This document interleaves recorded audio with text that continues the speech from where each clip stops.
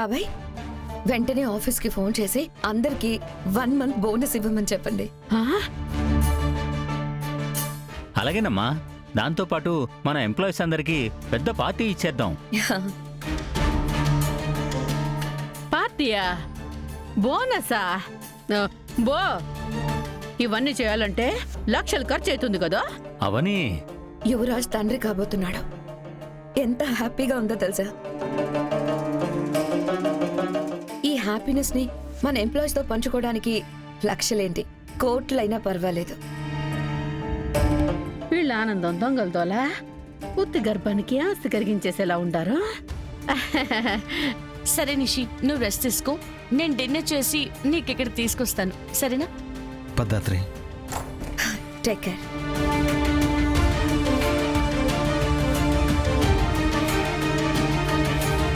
ఇప్పుడే నా ఫ్రెండ్స్ అందరికీ కాల్ చేసి చెప్తాను.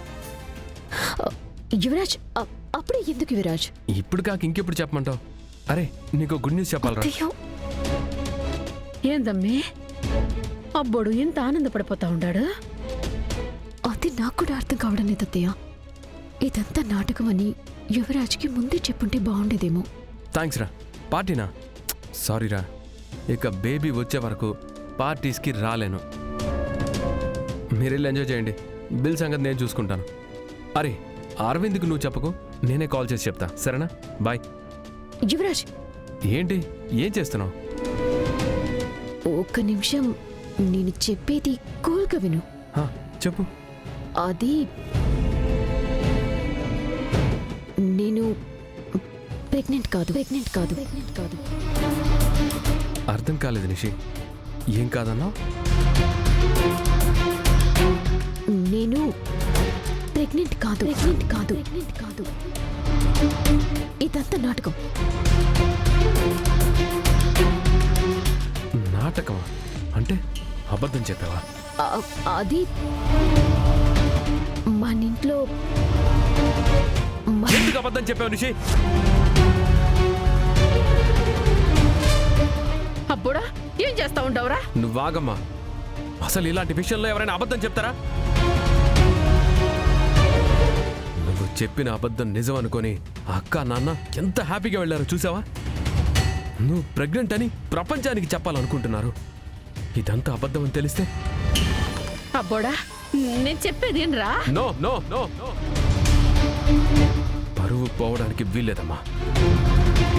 వెంటనే అక్క వాళ్ళకి నిజం చెప్పాలి. అబ్బోడా, ఏం చేస్తా ఉండవురా?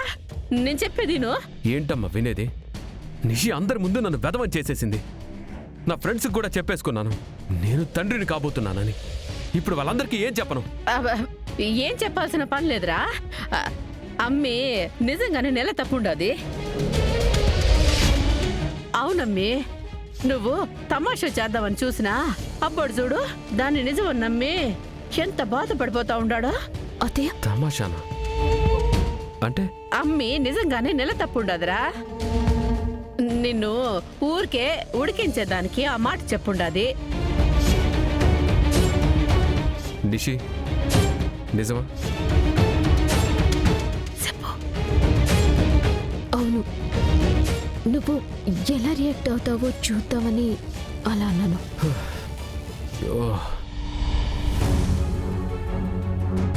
నిషి, కూర్చో. I'm sorry Nishi, I'm sorry, నిజంగా సారీ. ఇలాంటి విషయాల్లో ఎవరైనా ప్రాంక్ చేస్తారా? ఎంత భయపడ్డానో తెలుసా? థ్యాంక్ గాడ్ ఇదంతా అబద్ధమైంది. లేదంటే ఇలాంటి విషయంలో అబద్ధం చెప్పినందుకు అక్క నాన్న లైఫ్లో మనల్ని క్షమించేవారు కాదు.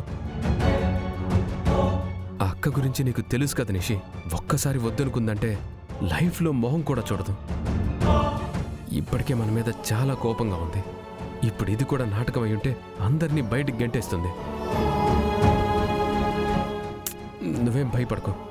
నువ్వు ప్రెగ్నెంట్ అవ్వటం అబద్ధం అయితే నేను చెప్పినవన్నీ జరిగేవి. కానీ ఇదంతా నిజం కాబట్టి నువ్వేం టెన్షన్ పడాల్సిన అవసరం లేదు. ఈ బేబీ ఈ ఇంట్లో మనకు కావాల్సిన మర్యాద, ప్రేమ, రావాల్సిన వాటా మనకొచ్చేలా చేస్తుంది. నువ్వు చూస్తూ ఉండు, మన లైఫ్ మారబోతుంది. రెస్ట్ తీసుకో, నేను నా ఫ్రెండ్స్కి కాల్ చేస్తా.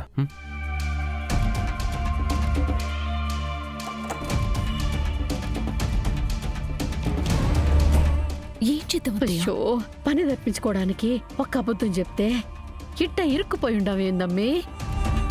యువరాజ్ చెప్పింది నిజమే అత్తయ్య. వదినకి కాని మనం ఆడుతున్నది నాటకమని తెలిస్తే ఒక్క రోజులో మన జీవితాలు రోడ్డు మీదకొచ్చేస్తాయి. మరి ఇప్పుడు ఏం చేద్దామమ్మీ? మనం ఆడిన అబద్ధాన్ని నిజమని అందర్నీ నమ్మిద్దాం అత్తయ్య. మన అవసరం తీరిపోయాక ఆ జగదాత్రి వల్లనే అబోషన్ అయిందని అందర్నీ నమ్మిద్దాం. ఒకటే దెబ్బకి 2 పిట్టలు పడ్డట్టు ఒక్క ప్లాన్తో 2 సమస్యల నుంచి బయటపడొచ్చమ్మీ. అవునత్తయ్య. కాకపోతే అప్పటి వరకు మనం జాగ్రత్తగా ఉండాలి. ఆ, కేదార్ ఇదే కరెక్ట్ టైం. నిషిని చూసుకోవడానికి, ఇంటి పని చేయడానికి రాగిని అత్తయ్యని పని మనిషిగా తీసుకురావచ్చు. అక్కని ఒప్పిస్తే చాలు దాత్రి. అవును, పద. ఇప్పుడు నిషిగా మీ పిన్ని ఇంట్లో పనులు చేయలేరు కాబట్టి ఎవరైనా పని వాళ్ళని మాట్లాడడం మంచిదేమో అనిపిస్తుందమ్మా. నేను అదే అనుకున్నాను బాబాయ్. కానీ ఆ రాధక్క మాట దాటి మన ఇంటికి ఎవరు వస్తారు? మా స్కూల్లో పనిచేసే ఆయం వస్తుంది వదినా. ఆయమ్మనా? ఆయమ్మా? అవును, ఆవిడ ఇక్కడ ఒక్కతే ఉంటుంది కాబట్టి మన ఇంట్లో ఉండి పని చేయాలంటే చేస్తుంది. చాలా జాగ్రత్త పర్రాలు వదినా. అన్ని పనులు నీట్గా చేస్తుంది. హా, మనకు ఓకే జగదాత్రి. కానీ ఆవిడొస్తే ఆ పని మనుషుల సంఘం వాళ్ళు వచ్చి గొడవ చేస్తారు కదా. వాళ్ళు వచ్చినప్పుడు ఏదో ఒకటి మేనేజ్ చేద్దాం వదినా. సరే అయితే ఆవిడకి ఏ ప్రాబ్లం లేదంటే వచ్చి పనిలో జాయిన్ అవ్వమను. ఓకే వదినా. ఇప్పుడే మాట్లాడేసి రేపు మార్నింగ్ వచ్చేయమని చెప్తాం. సరే అమ్మా, ముందు ఆ పని చూడండి. సరే మావయ్య గారు.